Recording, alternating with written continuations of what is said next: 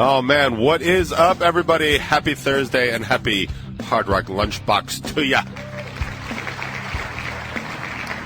Get some volume in the cans. In the cans, I need some volume. How's everybody doing today? It's another glorious Thursday here in the Northeast of these United States of America. Kind of just doing our due, am I right? Just getting by, doing our things. I've got a lot of new music for you today. I've got way more than I expected, so that's going to take a while. So definitely expect to hear a lot of this kind of nonsense. Didn't realize how long that sound effect was till I just played it right there. Like, it's a lot longer than it should be, right? Like it should end right there, but it doesn't. It goes all the way. And if I tag the applause on the end, then it's like a solid 5 to 10 seconds that we're never going to get back. So that's neither here nor there.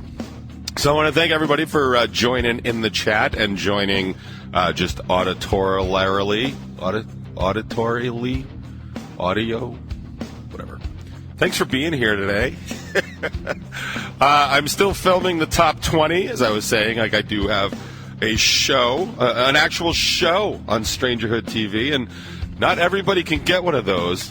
Pretty much everybody can get it, but not everybody can get one of those. And I have one of the shows on Strangerhood TV. It's called the Top 20. It's the first 20 minutes of the Hard Rock Lunchbox, give or take, and it's basically a video of me doing the first 20 minutes of the Hard Rock Lunchbox. I know, it's completely genius. But we're still doing that. I'm enjoying it. I found that I've been promoting it more, not because it's the content of the Hard Rock Lunchbox, but actually because if you want to see the evolution of the beard I'm apparently sporting, that is really the only way to do it, because I don't go anywhere.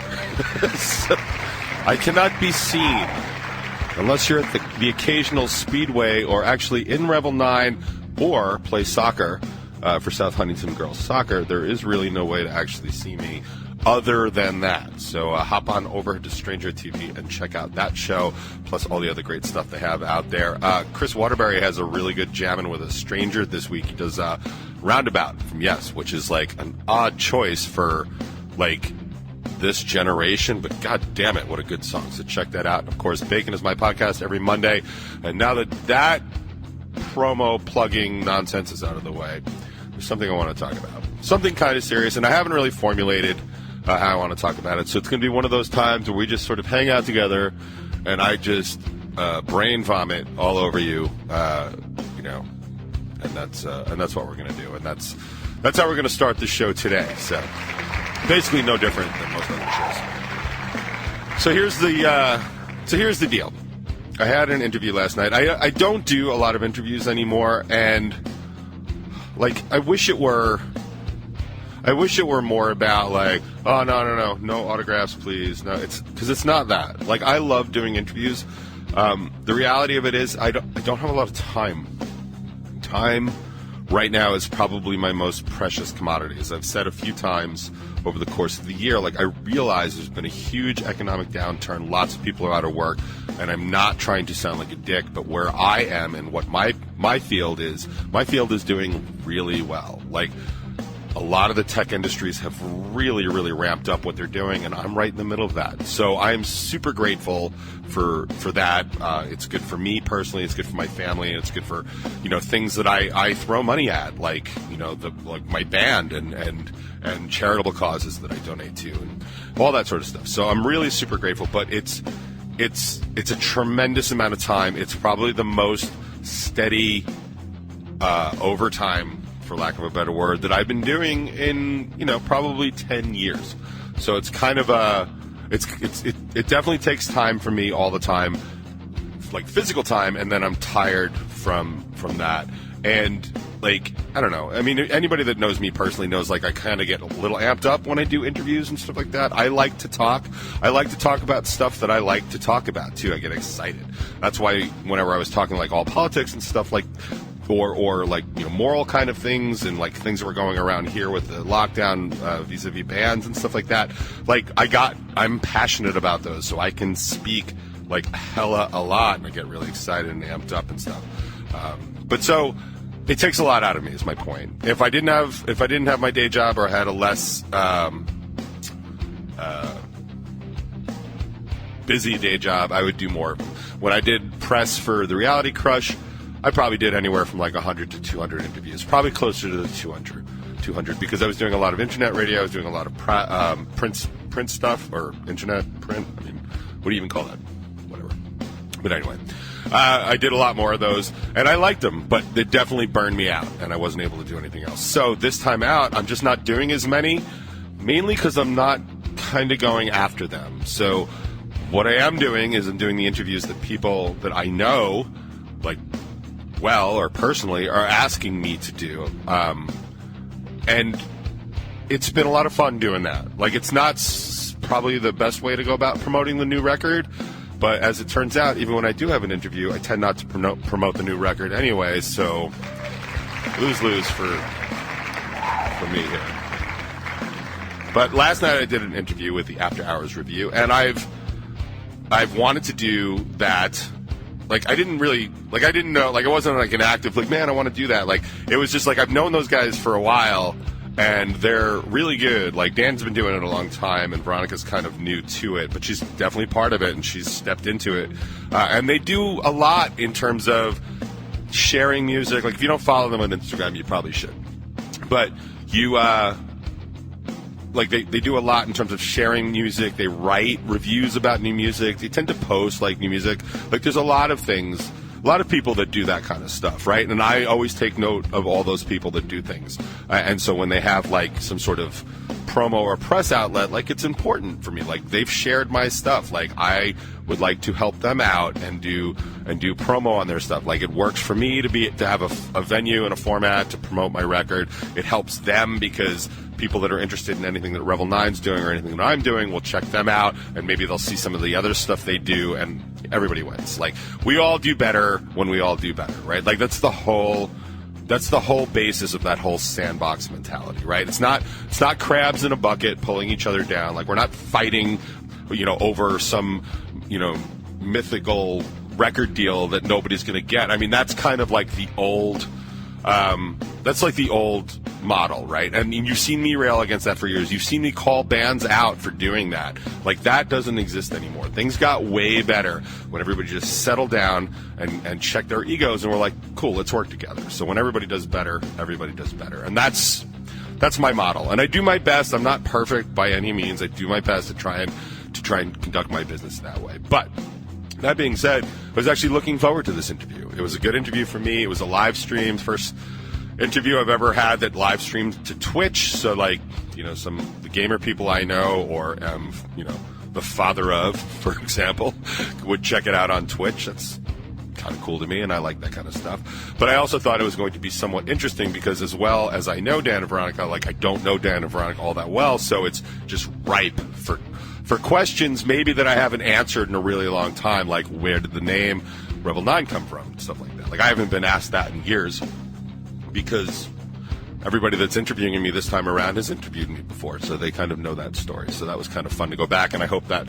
for anybody that was listening, you know, got a chance to hear that story if they were so interested. But what I really want to talk about is, like, okay, so I'm doing the interview.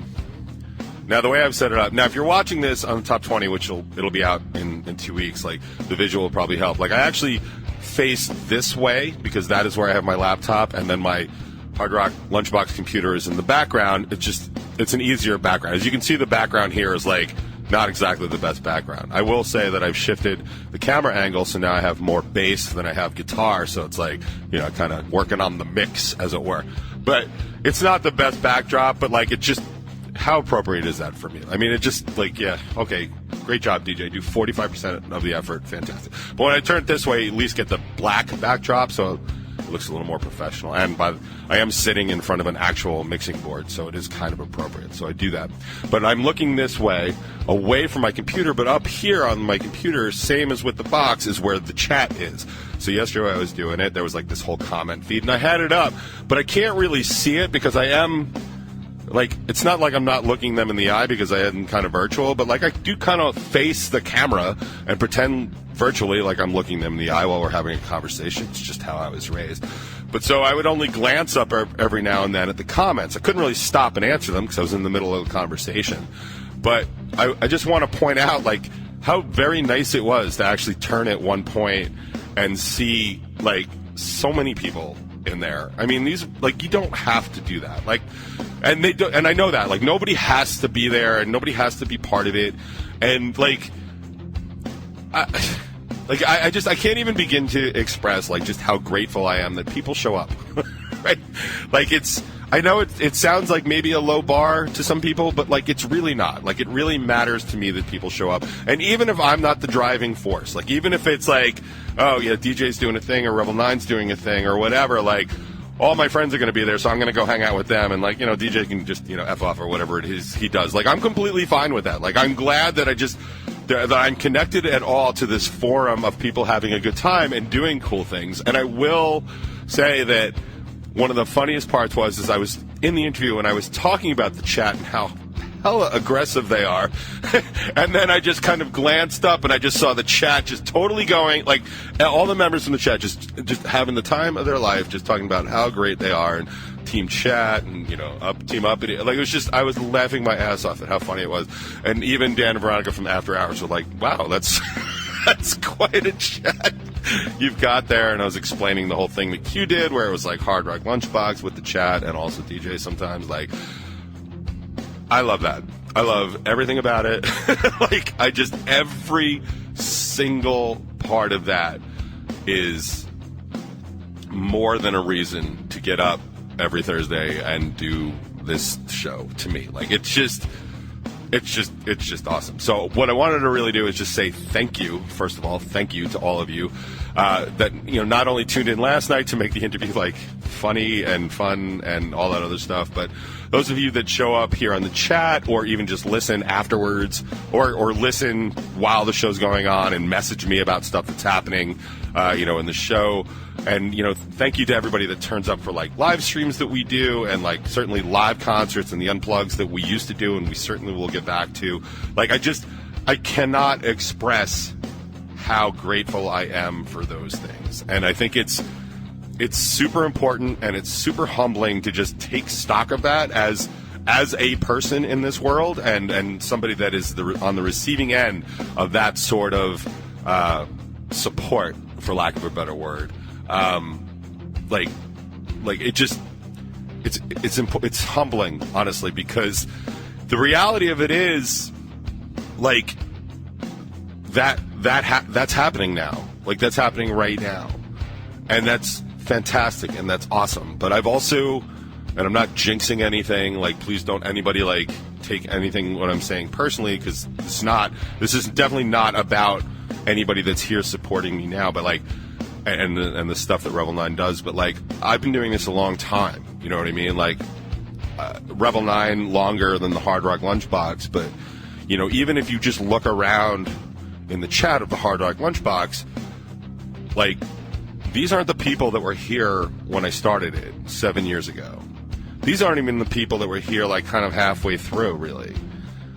You know, and certainly if you look at a Rebel 9 show, or if you looked at, like, the last Rebel 9 show, it wasn't the same audience as the first Rebel 9 show. You know, I mean, obviously, while I've been doing this, like, my family and my closest friends and stuff, like, all the time, right? Like, support is just part of the deal. And they know that, and I know that. And that's not really what I'm speaking to. I'm just sort of speaking to this sort of changeover that, you know, artists with any longevity kind of go through.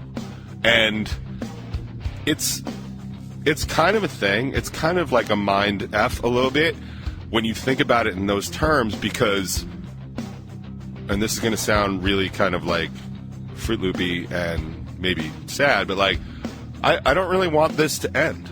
Do you know what I mean? Like, I don't. I like doing this. I like doing this with you guys. I like doing this with anybody that cares to show up to a show. Like, I enjoy doing those things. And the knowledge in the back of my head is like, yeah, well, all the people that were doing this with you before, they're not there anymore. And so what's it going to take and when's it going to be that all these people aren't there anymore? And that you know, that that's one of those things that like keep some artists, I guess, without healthy egos up at night in the morning and all that other stuff. And it's tough, you know what I mean? Like, I think back on some of these things, like the bands we played with, like the first Revel 9 show was with, you know, the Vinyl Plane and Midnight Mob, neither of which are together. I mean, sure, there are remnants of them around, but like they're not around anymore. You know what I mean? And like, I don't really see those people. I mean, I see Dave because we argue all the time, but Dave's a good dude and I see him all the time, but you know what I mean? Like, it's kind of a really hard thought, and it's not limited to just artists, right? Like, people have friends and relationships that have come and gone, and people, you know, swerve in and out of their orbits like some secondary solar sun that we probably have in this solar system of ours, and when it comes back, it's going to wipe everybody out, depending on the conspiracy theory you're watching. But it's important to me, at least, to sort of just take stock of everything that is happening, like, right now, and just express that gratitude. Like, I write songs about when this is all going to be over all the time because it's a very large topic for me. It's a big fear for me. I mean, I've been writing these songs since the last G. Davy record with Last Song and all that other stuff. And recently as we have a new song called Choke, which is exactly about when is that point when I have worn out my welcome here. Like, when is that? That's all it's about. And it's a constant theme in my writing because it's a constant theme in my thinking. And I would rather it not be. I'd rather it be additive, you know what I mean? Like, I'd rather just keep the people that are digging this now and supporting this now and are doing this now. But I understand, like, life happens, right? Like, things, like, people definitely fall out of favor and stuff. But, like, you know, people go on to, like, do other things, like raise families or move, or, you know, so it's not I mean, there's definitely been some that have been malicious, but it's not like a malicious thing. Like, I'm not a dick. Like, I'm not alienating people. I mean, I think the biggest thing I've done in terms of alienating people has been like a good solid 4 to 6 months of like politics and stuff. But that stuff to me was important. It was important to my way of life, just as it was important to everybody's way of life that I was arguing with. Like, those conversations needed to be had because we were different. And I don't know how much of that has really permanent and lasting effects in some of those people. I've definitely had people be like, yo, man, your politics is hurting your band. I'm not buying your record because I don't like your politics. Like, this is really childish stuff. Like, I'm not Rage Against the Machine. You know what I mean? Like, I'm not that. I'm not writing political music. I understand if you don't want to hear a song about Damn the Man, that's cool. Rebel 9 has exactly 0 songs about Damn the Man. Which reminds me, I should write a song about Damn the Man. But, so you can not like me or my politics and stuff. Like, you really shouldn't take it out on the band or the show and stuff. But I understand if you don't want to listen to the show because I'm talking about something you don't want to talk about. Like, dude, that's super easy. Like, I'm going to be back next Thursday and we'll talk about something else you want to talk about. Like, that's fine. I don't mind disagreeing with people and people not, you know, but the long haul of it. Like, I don't want to alienate people, and I tend not to. Like, people just stop showing up sometimes because they stop showing up. You know, I can't be interesting to everybody all the time forever, I guess, you know, so. But it's important, like I keep saying, probably for the 50th time, that it's good for me to just sort of take stock and look around and be grateful for what I see. And I'm not telling anybody what to do, but I think maybe we could all use that bit of an exercise. It's a quiet moment. Just look around. Whenever you're having a good time, like whenever it's a little bit better than the rest of the day, like just stop and look around, take stock, and be grateful for what you have. And that's all I'm trying to do right now, because it was really, really fantastic yesterday while I was doing that interview. And I'll talk more about that interview because there's some funny side business of that. But it's awesome. Right before I did the interview, I was on the soccer field outside on turf in South Huntington with the South Huntington Hurricanes because we hang out and we play a little bit of soccer. And I had 11 of them show up yesterday. More than half of them were in their comfies, which are like big, giant, they look like chair slip covers, but for kids with arms. And I have not laughed that hard in a long time. When you see like 8 girls running competitive soccer playing in basically the suit that David Byrne wore in the Talking Heads video, it's way too big for them. It is just the most fantastic sight. And I'm so grateful for that too. I get that opportunity. I get to hang with some of the weirdest, most ridiculous people in all of South Huntington that also play soccer. I get to do that. I get to do that, on the regular. So as far as, gratitude goes and stuff like that, and that's just another. My family's healthy. My family's great. My friends are healthy. My friends are great. My life is really busy, and it's really complicated, and it's really difficult, but it's peppered with really great things. And honestly, doing this stupid show with you guys on the regular is just definitely one of them. So thank you very much for that. I'm going to shut up now and play some music. And as much as I don't like covers, man, I do like when A Day to Remember steps up to the plate and bats one out. But that's just me.